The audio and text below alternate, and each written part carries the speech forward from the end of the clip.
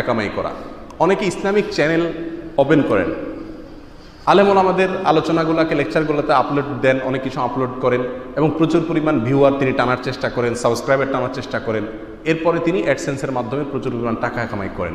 YouTube চ্যানেলে অ্যাডসেন্সের মাধ্যমে টাকা কামাই করা জায়েজ নাই।